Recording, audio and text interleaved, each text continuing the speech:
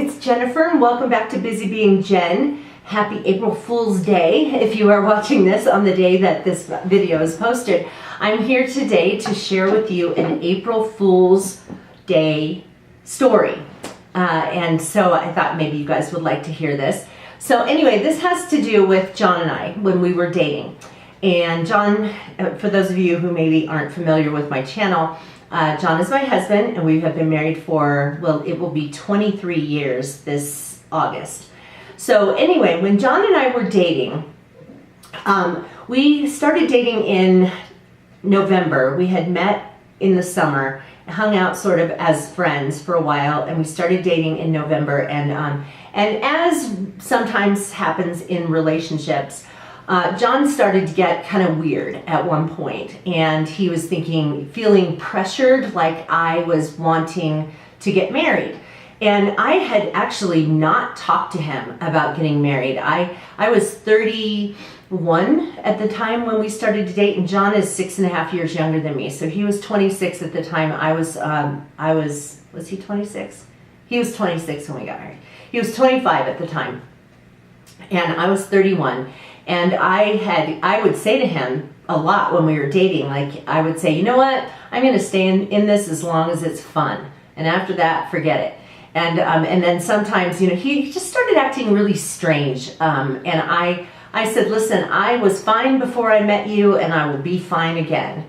And he would say, why do you say that? Why do you always act like this is temporary? And I'm like, well, I don't have any reason to believe that it's not going to be temporary. I mean, I'm 31 years old and I'm still not married. And so anyway, but he would go through these little things where he would kind of be weird about our relationship.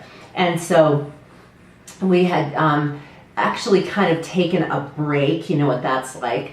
That means you're broken up. And that was, when was that? Probably around the end of January, beginning of February. And so then we got back together actually on Valentine's Day, and he showed up over at my house and he had flowers for me, and we were, you know, kind of broken up before this, and he's an artist, and he had this big painting of a sunflower that I'll have to show you sometime. It's stored away right now because we put our stuff in storage during this time that we're living in an apartment. And so anyway, but he showed up with this painting and we got back together.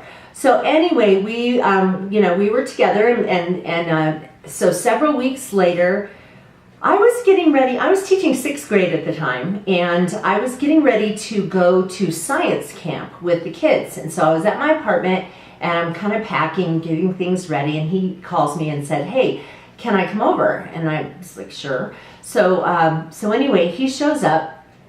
And he's got 2 boxes of Cracker Jacks in his hand, and one of them was open and he was kind of eating out of it. And he walked into the kitchen and he kind of sat up on the counter, and so I'm standing in front of him in the kitchen. And so he opens up the other box and he hands one of the boxes of Cracker Jacks to me. You probably know what's coming here.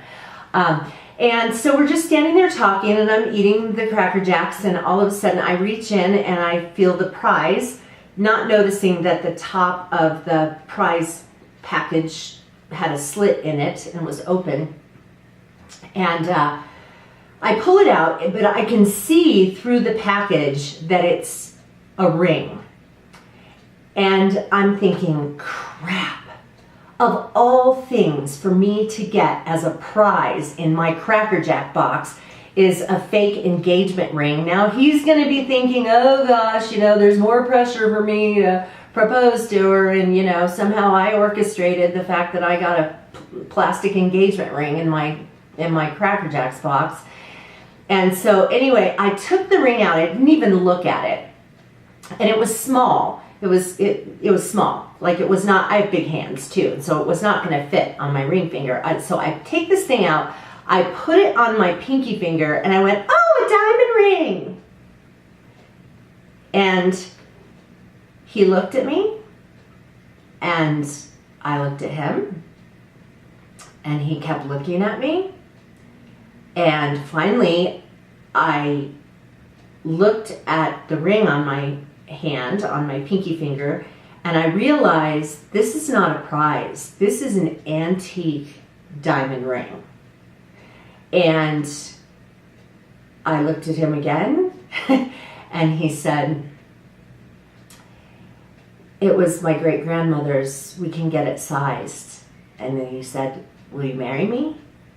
I was so completely shocked. And so I said yes, and I hugged him. And as I'm hugging him, I'm thinking, it's April 1st. And I jumped back and I said, is this an April Fool? He goes, no. So anyway, that is how we got engaged. You probably are thinking, why in the world did he propose to you on April Fool's Day? I wondered that myself, and I asked him, I said, why did you propose to me on April Fool's Day? And he said, well, I made a decision that I wanted to propose to you, and I didn't want to wait until you got back from camp. I wanted to come over and propose to you now, and it just happens to be April 1st. So that was kind of sweet and kind of romantic. So anyway, we got married. Let's see, he didn't want to wait very long. I knew I needed time, a little time anyway, to plan a wedding. So this is April. And so I pushed back the date of the wedding as far as I could in the summer. Because, okay, so here as a classroom teacher, the beginning of the school year is crazy. Mid-semester, like around October, is report card time, and that is just ridiculously crazy busy for a teacher. And neither of us wanted to wait until December for winter break to get married. And so we got married August 3rd, pushed it to as far to the end of the summer as we could so that we would have a chance to get married, go on a honeymoon, and be back in time for me to go back to work as a teacher.